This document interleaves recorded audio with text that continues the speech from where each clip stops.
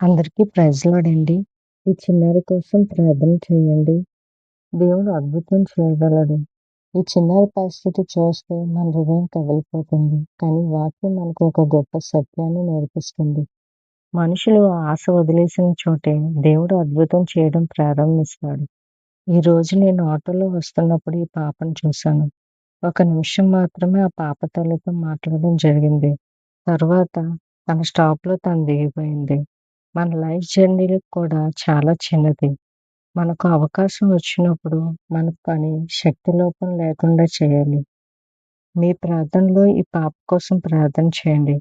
అలాగే మనకు అవకాశం ఉన్న చోట నీ తోటి వారికి దేవుని మాటలు చెప్పడం ప్రయత్నించండి. ఎందుకంటే ఒకవేళ ఈరోజే నీ ఆఖరి జీవితం అయితే నువ్వు దేవుడికి ఏ సమాధానం చెప్పగలవు? నీకు అవకాశం ఉన్న చోట దేవుని మాటలు చెప్పడం ప్రారంభించండి.